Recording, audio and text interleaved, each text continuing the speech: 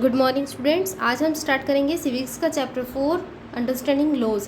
देखिए last classes में हम लोगों ने पार्लियामेंट देखा था, why do we need parliament की ज़रूरत क्यों होती है हमको, ठीक है। तो इसमें हम लोगों ने देख लिया था कि पार्लियामेंट जो है उसके किस तरह से 2 हाउसेज होते हैं, लोकसभा और राज्यसभा, और फिर लोकसभा और राज्यसभा के अंदर वर्क होता है, और फिर जब भी कोई बिल वगैरह होता है तो फिर वो प्रेसिडेंट की सिग्नेचर के लिए जाता है और फिर वो लॉ बन जाता है, कानून बन जाता है। तो ये काफ़ी लंबी प्रोसेस होती है। ये सब हम लोगों ने पार्लियामेंट के पार्ट में देखा था, ठीक है। ये लोअर हाउस होता है, ये अपर हाउस होता है। आज हम देखेंगे कि जो लॉज बनते हैं, हमारे लिए कानून बनते हैं पार्लियामेंट के अंदर, वो हम पे किस तरह से इम्प्लीमेंट होते हैं या किस तरह से ज़रूरी होते हैं। वोट और लॉ, सबसे पहले हम देखते हैं कि लॉज क्या होते हैं, कानून क्या होते हैं। देखिए आप लोगों ने सुना होगा कानून के अनुसार अगर कोई व्यक्ति काम नहीं करता है तो फिर उसको पनिशमेंट हो जाती है ना। तो कानून कितना ज़रूरी है किसी पर्सन के लिए, किसी कंट्री के लिए, किसी कम्युनिटी के लिए, वो हम देखेंगे। व्हाट आर लॉ, लॉज क्या होते हैं?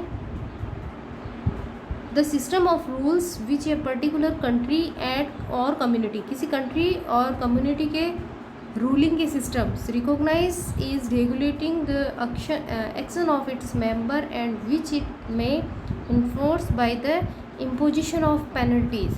देखिए किसी भी कम्युनिटी को, किसी भी कंट्री को रन करने के लिए कुछ ना कुछ रेगुलेट करने के लिए रूल्स होते हैं, ठीक है। उन रूल्स के अकॉर्डिंग है वो कंट्री के अंदर वर्क किया जाता है।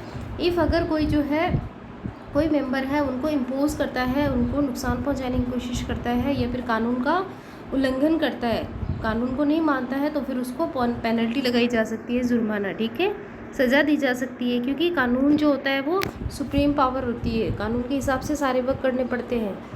तो इसलिए किसी भी कंट्री या कम्युनिटी को चलाने के लिए जो रूल और रेगुलेशंस होते हैं उनको कानून या लॉज कहते हैं, ठीक है। Do laws apply to all, ये जो सारे जो लॉज होते हैं वो सभी के लिए अप्लाई होते हैं क्या, सभी लोगों को मान्य होते हैं क्या? तो as there should be no arbitrary exercise of power in independent India, therefore the number of Constitution Assembly institutes several provisions in the constitutions that would establish the rules of law। तो ये जो कानून होते हैं वो सबके लिए मान्य होते हैं कि नहीं मान्य होते हैं ना। तो इसमें बता रखा है as there should be no arbitraries, मतलब किसी भी तरह की आर्बिट्री एक्सरसाइज नहीं थी, किसी भी तरह की रूल और रेगुलेशन नहीं थी, ठीक है। जो इंडिपेंडेंट इंडिया हुआ था उससे पहले इनका कुछ स्पेशल रूल नहीं था, ठीक है, कि इस हिसाब से काम करना है। देखिए इसके अंदर ये बता रहा है कि इंडिपेंडेंस पहले, आज़ादी से पहले जो है वो इंडिया जो है वो ब्रिटिशर्स के अंडर में था। तो ब्रिटिशर्स जो इनको कहते थे वो इनको मानना होता था, वही इनके लिए रूल बन जाता था, ठीक है।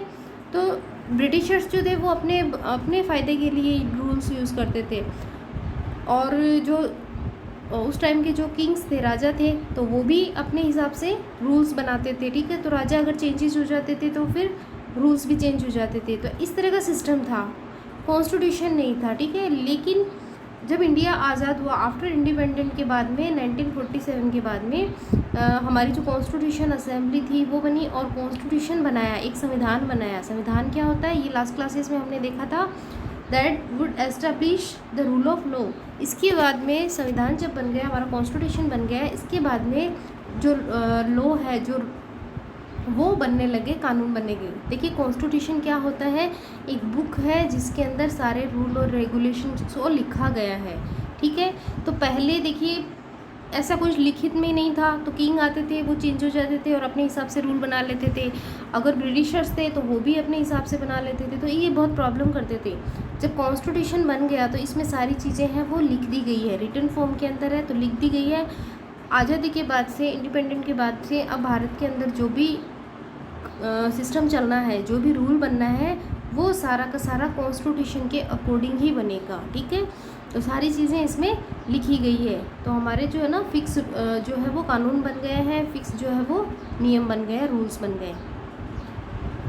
अब हमारे यहाँ पे देखिए गवर्नमेंट चेंज होती है, ठीक है। कभी कोई पीएम होता है, कभी कोई पीएम होता है, प्रेसिडेंट्स अलग अलग होते हैं, पॉलिटिकल पार्टीज अलग अलग होती है, बट सारे के सारे जो रूल और रेगुलेशन कॉन्स्टिट्यूशन के अकॉर्डिंग है, तो जो भी गवर्नमेंट बनती है उसको वही सारे रूल और रेगुलेशन फॉलो करने पड़ते हैं जो कॉन्स्टिट्यूशन में लिखे गए हैं। वो अपनी मर्ज़ी से इनके अंदर चेंजेस नहीं कर सकते, इसलिए कॉन्स्टिट्यूशन जो है वो हमारे लिए बहुत इम्पोर्टेंट है।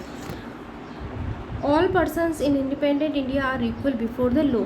इंडिया के अंदर जो भी अभी जो है ना इंडिपेंडेंट इंडिया, जो स्वतंत्र भारत है, ठीक है, देखिए पहला एंसेंट इंडिया था तो वो ब्रिटिशर्स और अदर जो लोग थे उनके अंडर में था। तो इंडिपेंडेंट इंडिया के अंदर सारे जो लोग हैं वो कानून के समक्ष समान हैं। हम लोग देखते हैं ना, गरीब अमीर सबको इक्वल राइट्स दिए गए हैं कॉन्स्टिट्यूशन के according. All law apply equally to all citizens. सारे जो लॉ है वो सारे सिटीज़न पे इक्वली अप्लाई होंगे कंट्री के अंदर। No one can the above the law. कानून से कोई ऊपर नहीं है, ठीक है। सारे जो कानून है वो सबके लिए इक्वल है। जैसे मान लेते हैं किसी अमीर व्यक्ति ने चोरी की है और किसी गरीब व्यक्ति ने चोरी की है, तो जो चोरी की सज़ा, ठीक है, तो जो एक सज़ा होती है वो दोनों को इक्वली मिलेगी। ऐसे नहीं है कि अमीर आदमी है तो उसको कम मिलेगी और या नहीं मिलेगी, और जो गरीब व्यक्ति है उसको ज़्यादा सज़ा मिलेगी। उनका जो पनिशमेंट का है वो सेम है, ठीक है। इसी तरह से जब हम लोग देखते हैं वोटिंग का राइट, ठीक है, जब वोटिंग होता है, वोट होता है, तो ऐसा नहीं है कि अमीर आदमी है तो उसके ज़्यादा वोट गिने जाएंगे और जो लोअर है गरीब आदमी है तो उसके कम वोट गिने जाएंगे। सबका इक्वल वोटिंग होता है, तो सबके सब जो लोग हैं वो कानून के समक्ष समान है। That means the law can not discrimination between person on the basis of their religion.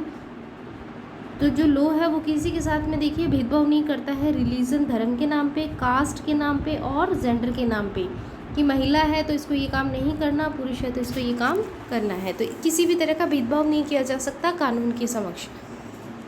Any crime और violence of law has a specific punishment. अभी हमने देखा था कि कोई भी क्राइम और कोई भी हिंसा होती है तो उसके लिए जो लॉ है उसमें स्पेसिफिक पनिशमेंट दिया गया है कि इस क्राइम की ये वाली पनिशमेंट है। चाहे वो क्राइम कोई भी पर्सन करो, उनको इक्वली ट्रीट किया जाएगा।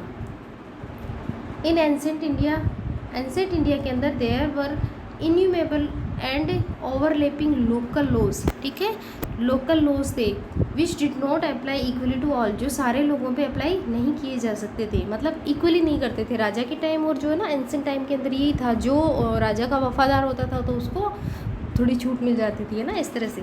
The punishment for the same crime vary depending upon their caste background, with lower caste being more harshly penalised और पनिश्ड। तो इसी तरह से ये था कि जो पुराने टाइम में जो है ना क्राइम का जो पनिशमेंट था वो उनकी कास्ट के अकॉर्डिंग दिया जाता था उनको, ठीक है, कास्ट या बैकग्राउंड या उनकी जो भी लोअर कंडीशन थी। इसलिए जिससे ये होता है ना कि जो गरीब है या फिर नीची जाति की जिनको लोग समझते थे पहले, ठीक है, अभी कॉन्स्टिट्यूशन में ऐसा कुछ भी नहीं है। तो ये पुराने टाइम की बात बता रहे हैं। लोग जो है वो जाति धर्म के नाम पे भेदभाव करते थे और लोगों को बहुत अलग तरह से पनिश करते थे।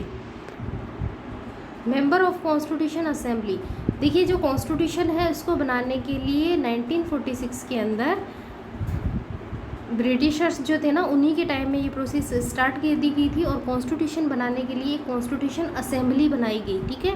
एक ग्रुप था लोगों का जिसके अंदर इंडिया के अंदर से जो भी सारे पर्सन थे उन्होंने भाग लिया और एक असेंबली बनाई थी। तो ये जो कॉन्स्टिट्यूशन असेंबली थी इनके मेंबर थे were agreed there should be no arbitrary exercise of power in independent India, ठीक है। तो किसी के साथ भी किसी विशेष अधिकार की बात नहीं की जाएगी, सारे जो इक्वल जो लोग हैं उनको इक्वली ट्रीट किया जाएगा। टू एस्टैब्लिश ए लॉ, एक कानून की स्थापना की जाएगी। They institute several provision in the constitutions, और बहुत सारे प्रोविज़न्स जो है वो कॉन्स्टिट्यूशन के अंदर दिए गए हैं, ठीक है। तो इन्हीं प्रोविज़न्स को ध्यान में रखते हुए आज जो हमारी गवर्नमेंट है वो लॉज बनाती है, कानून बनाती है हमारे लिए। द ब्रिटिश कॉलोनिस्ट, देखिए कॉलोनी हम लोगों ने देखा था कॉलोनी क्या होती है, किसी अदर कंट्री के अंडर में, ठीक है, रहना, वो होती है कॉलोनी, ठीक है। तो हम लोग किसकी कॉलोनी थे? ब्रिटिशर्स की। हमारे इंडिया के अंदर जो ब्रिटिशर्स लोग थे ना उनका शासन था, तो इंडिया जो है वो ब्रिटिश कॉलोनी था, ठीक है। इसको हिंदी में बोलते हैं उपनिवेश। तो ब्रिटिश कॉलोनी था। Introduce the rule of law in India, तो यहाँ से जो है ना देखिए इंट्रोड्यूस किया उन्होंने स्टार्टिंग के अंदर। तो सबसे पहले जो हम लोगों ने डिमांड की थी, ठीक ठीक है। लॉ की या रूल्स की, जो भी कॉन्स्टिट्यूशंस की जो डिमांड की थी ना, वो ब्रिटिशर्स के टाइम में की थी। तो ब्रिटिशर्स ने इसको इंट्रोड्यूस किया था। Historians have dispute this claims, लेकिन इतिहासकार जो है ना, हिस्टोरियंस, उनके अंदर काफ़ी डिस्प्यूट्स है कि ये मतलब स्टार्ट कब किया गया था, कि ब्रिटिशर्स के टाइम में किया गया था या इससे पहले या बाद में। तो इनके बीच में लेके मतभेद है काफ़ी। The colonial law was arbitrary. तो the colonial law was arbitrary, जो ब्रिटिश, जो हमारे इंडियन हिस्टोरियंस थे ना, वो क्या कहते थे कि जो कॉलोनियल रूल्स था ना, वो आर्बिट्री यानी मनमानापूर्ण या भेदभावपूर्ण था, ठीक है। स्वेच्छाचारी थी, ज़बरदस्ती का शासन था। आर्बिट्री का मतलब होता है मनमाना व्यवहार करना, ठीक है। तो ज़बरदस्ती का शासन था, जो इंडियंस थे उनके ऊपर ये लोग ज़बरदस्ती शासन करते हैं। हम लोग चाहते नहीं थे कि हम लोगों के ऊपर रूल करे, ठीक है। तो बहुत सारे जो हिस्टोरियंस हैं वो तो ये मानते हैं कि ये हमारे ऊपर ज़बरदस्ती का शासन था, और कुछ लोग जो है वो ब्रिटिश कॉलोनी को रूल्स और लॉ के लिए अच्छा मानते हैं। तो देखो दोनों तरह की चीज़ें होती है। द इंडियन नेशनलिस्ट जो राष्ट्रवादी लोग थे ना, जैसे कि नेहरू जी, भगत सिंह, क्रांतिकारी जो लोग थे, Sardar Patel, played a prominent rules. तो इन्होंने बहुत ही इम्पोर्टेंट जो रूल है वो प्ले किया in the development of the legal sphere, ठीक है। तो ये जो लीगल स्पेयर था, मतलब जो नैतिकता, कानून के अंदर जो भी बनाना था, इंडिया जो है उसके कॉन्स्टिट्यूशन को बनाने के अंदर इन लोगों ने काफ़ी हेल्प की है, ठीक है। The British law of sedition act,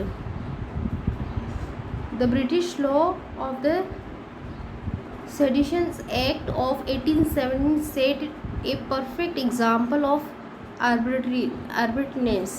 Under this act, a person protesting a, और देखिए ये जो ब्रिटिश जो कानून था, ठीक है। देखिए ब्रिटिश इंडिया, पहले जो इंडिया था ना, एंसेंट इंडिया, वो ब्रिटिश इंडिया कहलाता था, क्योंकि ब्रिटिशर्स का हमारे यहाँ पे शासन था। ब्रिटिश गवर्नमेंट के अंदर हम लोग वर्क करते थे, तो इसलिए हम लोग इसको ब्रिटिश इंडिया बोलते थे, ब्रिटिश भारत, ठीक है। तो ब्रिटिश भारत का जो एक्ट था 1870 का एक्ट, इसके अंदर ये बता रखा है किस तरह से जो है आर्बिट्रेरियस था, किस तरह से व्यवहार किया जाता था। Under this act a person protest, एक जो पर्सन है वो प्रोटेस्ट कर सकता है या क्रिटिसिस कर सकता है। जो ब्रिटिश जो गवर्नमेंट थी ना, could be arrested without due trials. देखिए इसके अंदर था कि ब्रिटिश गवर्नमेंट है वो बहुत ही अलग तरह से यहाँ पे शासन कर रही थी। किसी को ज़बरदस्ती जेल में डाल देते थे, किसी के साथ में गलत व्यवहार करते थे, किसी को मार देते थे। तो इस तरह का नीति था, ठीक है। तो बिना किसी उनको नोटिस के, बिना किसी उनको जेल में डाल दिया था। तो इसका लोगों ने जो है वो काफ़ी विरोध किया था, क्रिटिसिज्म किया था। Indian nationalist began protest and criticising and arbitrary use of authority by the British. ये जो ब्रिटिश गवर्नमेंट थी जो हमारे यहाँ की अथॉरिटी का यूज़ कर रही थी मनमाने तरीके से, तो इसके लिए भी जो नेशनलिस्ट है उन्होंने प्रोटेस्ट की थी। देखिए आप लोगों ने सुना होगा क्वाइट इंडिया मूवमेंट्स है, ठीक है, नॉन कोऑपरेशन है, इस तरह की जो गवर्नमेंट ने, गांधी जी जो थे, नेहरू जी जो थे, सरदार पटेल, इन सब लोगों ने, लाला लाजपत राय, तिलक, इन सब लोगों ने किस तरह से मतलब फ्रीडम के लिए स्ट्रगल किया था, ठीक है। They began fighting for greater equality. ये लोग क्यों लड़ रहे थे? इक्वलिटी के लिए, कि ब्रिटिश की इंडियन जो है वो काफ़ी मतलब एबल थे, लेकिन ब्रिटिशर्स उनको एबल नहीं समझते थे और उनके साथ में भेदभाव करते थे। तो ये इक्वलिटी के लिए लड़ रहे थे। And wanted to change the idea of law, और जो लॉ का आइडिया है, कानून जो है वो चेंज करना चाहते थे। From a set of rule they were force to obey, जो उनको ज़बरदस्ती मानने पड़ते थे। ब्रिटिशर्स थे, उनकी पावर थी, तो वो अपने इंडियंस लोगों पे ज़बरदस्ती शासन करते थे। तो इंडियंस जो है ना वो चेंज करना चाहते थे कि इस तरह के रूल्स बने जिससे हम लोग हमारे डेवलपमेंट के लिए खुद सेल्फ वर्क कर सकें, ठीक है। अब काम तो इंडियंस वर्क कर रहे थे, ठीक है, वर्कर थे इंडियंस के, सारे काम कर रहे थे, लेकिन उनको ना तो अच्छे से मजदूरी मिलती, वेजेस मिल पाती थी, ना उनको अच्छे से ट्रीट किया जाता था। तो इसलिए लोग चाहते थे कि इस तरह के रूल और रेगुलेशन बने जिसकी वजह से वो फ्रीली रह सके। To law as including idea of justice, ठीक है। तो जस्टिस जो न्याय है उसके आइडियाज़ को इसके अंदर इंक्लूड किया जाए, इस तरह का लॉ बनना चाहिए।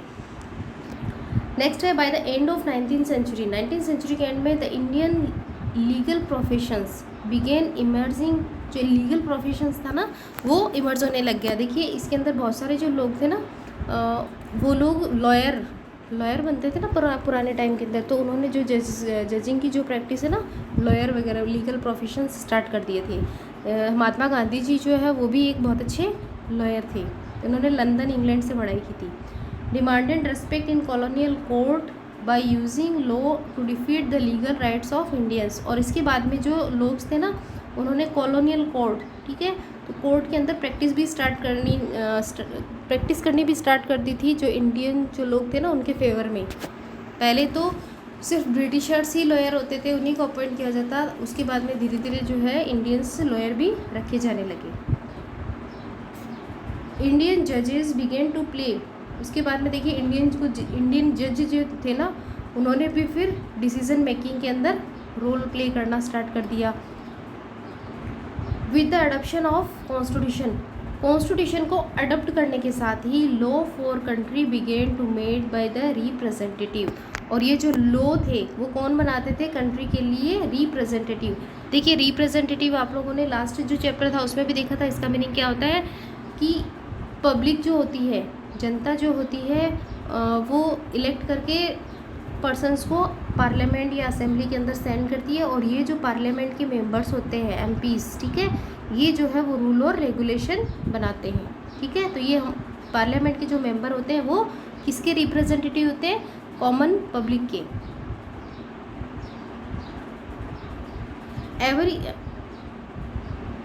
एवरी ईयर रिप्रेजेंटेटिव पास न्यू लॉज, तो हर साल जो रिप्रेजेंटेटिव होते हैं वो नए नए लॉज बनाते हैं, लॉ पास करवाते हैं, as well as revise the existing ones, और जो पुराने हैं उनको रिवाइज भी करते हैं। देखिए 1950 के अंदर जब हमारा कॉन्स्टिट्यूशन बनकर तैयार हुआ था और हम लोगों ने उसको अडॉप्ट किया था, ठीक है, तो जब हमारे यहाँ पे वर्क करना स्टार्ट कर दिया 1950 में, तो उस टाइम की जो रूल और रेगुलेशन बने हुए थे उन्हीं को हम लोग मानते आ रहे हैं इतने सालों से। अब इतने ईयर्स के बीच के अंदर में देखिए किसी भी पर्सन की कंडीशन, किसी भी कंट्री की कंडीशन, सबकी ज़रूरतें अलग होती है, तो चेंजेस होती रहती है, तो इसीलिए कॉन्स्टिट्यूशन के अंदर जो है वो चेंज करते हैं, तो इसको बोलते हैं अमेंडमेंट, ठीक है। तो हमारे इंडिया के जो कॉन्स्टिट्यूशन है उसके अंदर काफ़ी सारे जो है वो अमेंडमेंट किए जा चुके हैं, ठीक है। तो इन अमेंडमेंट के द्वारा इसमें कुछ चीज़ों को ऐड कर दिया जाता है और टाइम के अकॉर्डिंग कुछ चीज़ों को हटा दिया जाता है,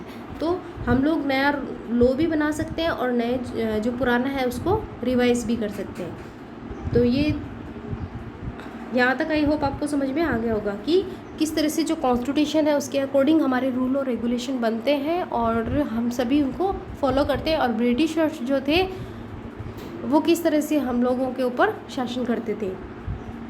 देखिए अगर ब्रिटिशर्स अच्छे से शासन करते और अच्छे रूल और रेगुलेशन बनाते, इक्वल ट्रीट करते, तो शायद हम लोगों को ये इन सब चीज़ों की ज़रूरत नहीं पड़ती। लेकिन ब्रिटिशर्स जो थे उन्होंने काफ़ी अलग तरह का ट्रीट किया, तो इस वजह से लोग जो है वो चेंज करना चाहते थे, और इसी बदलाव या चेंज के कारण ही कॉन्स्टिट्यूशन तैयार किया गया और हमारे खुद के लॉ बनाए जाते हैं।